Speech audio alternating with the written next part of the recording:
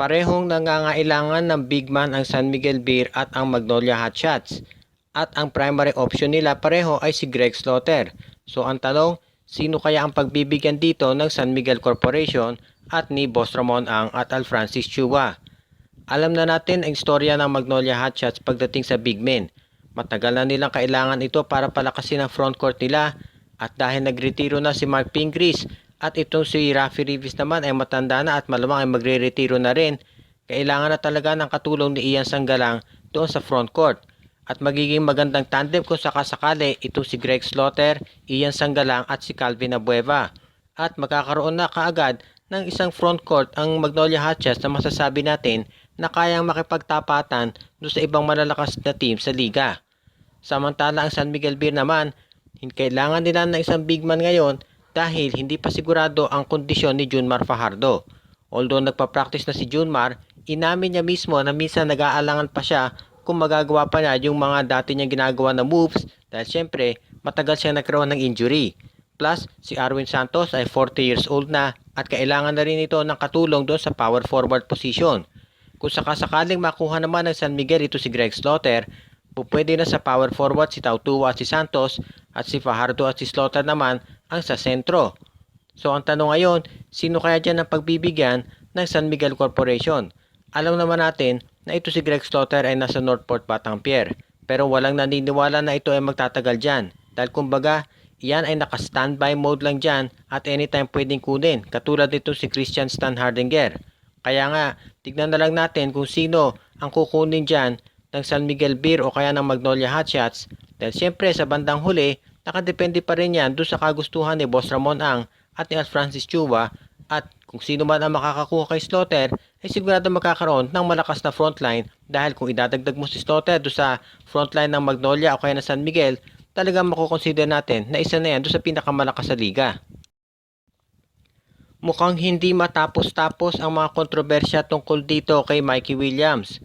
Kahapon lamang ibinalita na natin na nagpaliwanag ang TNT na yung The Crew League game na pinaglaruan di umano ni Williams ay nangyari ng matagal na. Ibig sabihin, hindi na niya kailangan magpaliwanag pa sa TNT dahil nung nangyari ito ay hindi pa siya nakapipirma ng kontrata. Ngayon naman, ang latest na report na lumalabas mula sa Spin PH ay hindi na raw binabayaran ng monthly ng TNT ito si Mikey Williams. Kung inyong magugunita, ito si Williams ay kailan lang pumirma ng kontrata sa TNT Tropang Giga. Pero ang dumalabas ngayon ay hindi pa siya binabayaran ng TNT Tropang Giga o itinigil na yung pagbayad sa kanya. Kaya ito ang dahilan daw kung bakit ito si Mikey Williams ay natatagalan bago bumalik dito sa Pilipinas. At ang lumalabas ngayon ayon sa Spin PH, kung hindi maaayos ng TNT ang sitwasyon dito kay Mikey Williams, baka ang mangyari dito ay maging katulad din nung kay Bobby Ray Parks. Marami tuloy ang nagtatanong ngayon, ano ba ang nangyayari sa TNT at parang hindi sila makahawak ng mga players. Para doon sa mga hindi nakakaalala, of course si Terence Romeo nasa kanila noon pero nawala. Ito ring tandaan natin, si Japet Aguilar ay naglaro yan sa TNT at ito si Greg Slaughter ay hawak nila yan noong pag nasa Ateneo. Pero hindi rin ito nagtagal at napunta rin sa SMC. Kaya nga marami ang nagtatanong ngayon, ang may problema ba ito si Mikey Williams o ang TNT management mismo na baka hindi marunong humawak ng mga players. Ang sabi naman ng iba, baka mas maganda talaga ang alok ng SMC kaya yung mga players ng MVP group ay nagsisilipatan. Pero sa ngayon wala pang comment ng TNT at maski na ang kampo ni Mikey Williams tungkol sa bagay na to. Kaya tignan na lang natin dahil ang sinabi din ng TNT na anytime daw ay pupunta na sa Pilipinas ito si Mikey Williams. At kung ito si Williams nga ay bumalik na dito sa Pilipinas at nagsimula na mag-practice sa TNT, asahan natin na naayos na nila kung ano man yung gusot na nangyayari di umano sa kanilang kampo ngayon. Tinawag ni South Korean coach Cho Seung-yoon na chamba o lucky shot yung pagkapanalo ng Pilipinas laban sa kanila doon sa buzzer beater na na-shoot ni SJ Bilangel. Ito ay nangyari doon sa FIBA Asia Cup qualifiers noong Miyerkules na ginanap sa Pampanga. Natalo ang South Korea 81-78 sa kamay ng Gilas Pilipinas pagkatapos maibuslo ni Belangel yung improbable na bank shot kahit binabantayan siyang maigi nito si Lee Song-yoon at kinontest yung kanyang 3-point shot. Off balance nga yung tira ni Belangel pero napasok pa rin.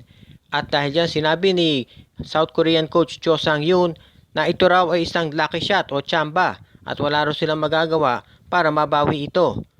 Sinabi ni Cho na gagamitin ng South Korea yung pagkatalo nila sa Pilipinas na isang motivation, lalo na at marami silang makakalaban na matitindi pang teams.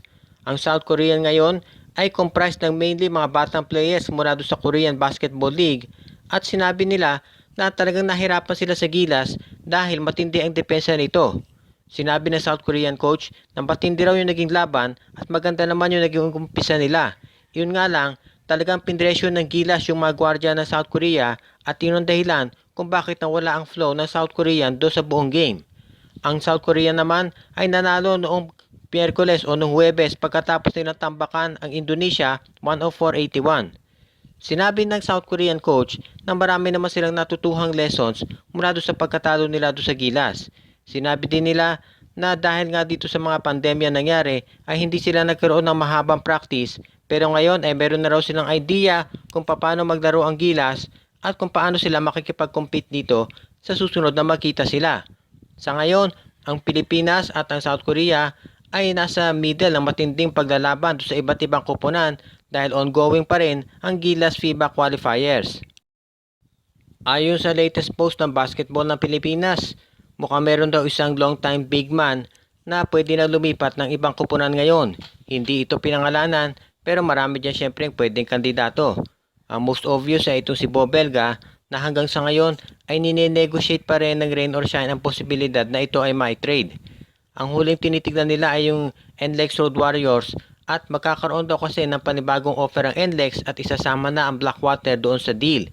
Ibig sabihin, kung hindi maibigay ng NLEX yung gustong players ng rain or shine, baka sakaling makuha nila yan doon sa Blackwater at gawin na nilang 3-team transaction para itong si Bo Belga eventually ay mapunta na dito sa NLEX Road Warriors.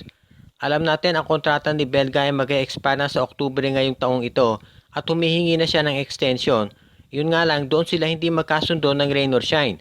Unang-una doon sa haba ng extension at syempre doon sa halaga.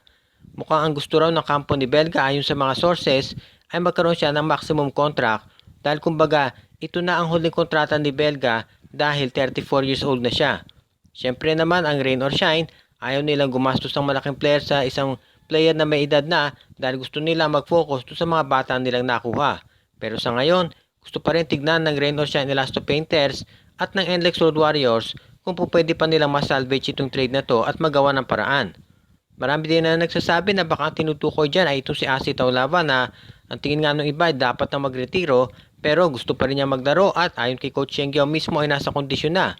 Yun nga lang, itong si Asi Taulava ay mukhang mananatili sa NLEX at mukhang konti lang ang teams na nag-express ng interest na makuha ang serbisyo nito.